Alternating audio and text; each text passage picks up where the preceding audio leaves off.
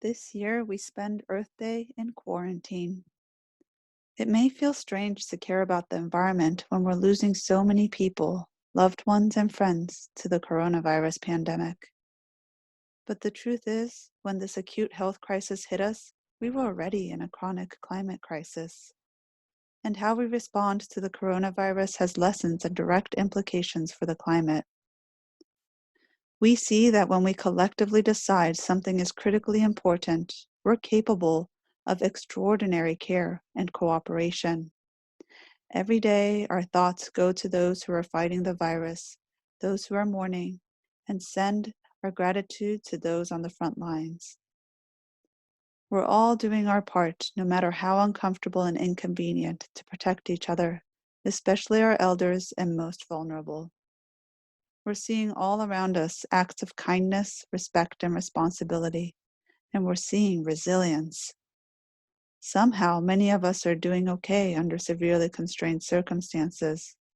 We're physically isolated, but trying not to be socially isolated, finding ways to stay connected with our colleagues, families, and loved ones. But many people are struggling, and the coronavirus response is showing us aspects of our society that are not resilient. One of them is our economy.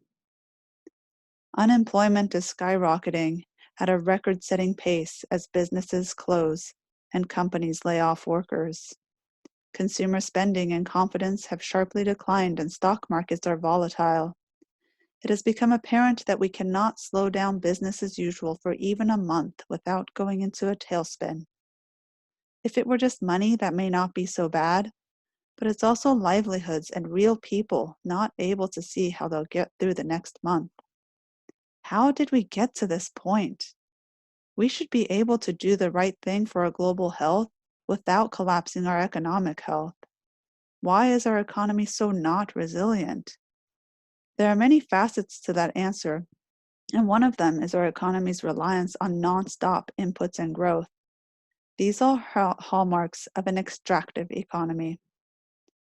An extractive economy exploits natural resources and workers. It treats the planet and people as expendable commodities, causing species and cultures to go extinct, spewing lots of toxic exhaust and pollution that threatens our very existence.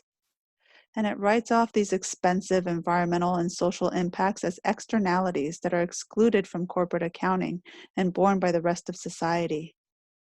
Using the need for endless economic growth and expediency as excuses for extreme practices that create excess and profits, but ensures that we can never slow or pause the breakneck speed without triggering an economic crisis. Luckily, this isn't the only way the economy can function. And because the economy is made up of people, perhaps we, the people, might have a chance to reclaim it. Right now, it feels like so much of what we thought was normal in our lives in the before is being pruned back so that we can save lives. And some say it will get worse before it gets better. But like a pruned fruit tree, we will grow back.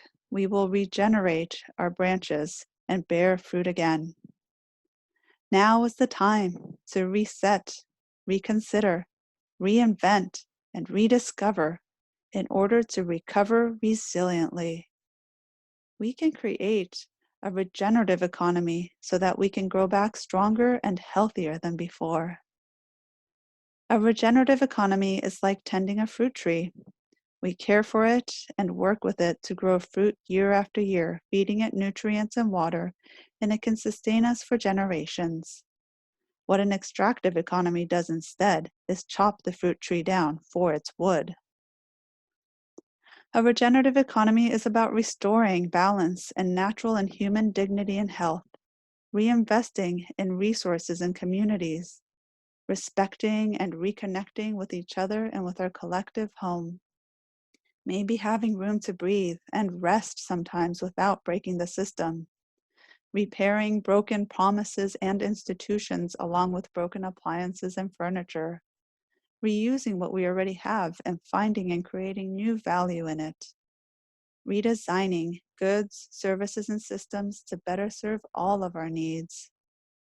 It'll require each of us taking responsibility for our actions at home, at work, and as citizens.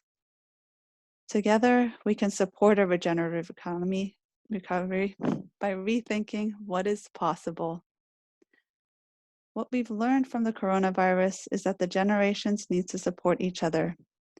We're not boomers, Gen Xers, millennials, Generation Z, or whatever comes after Z.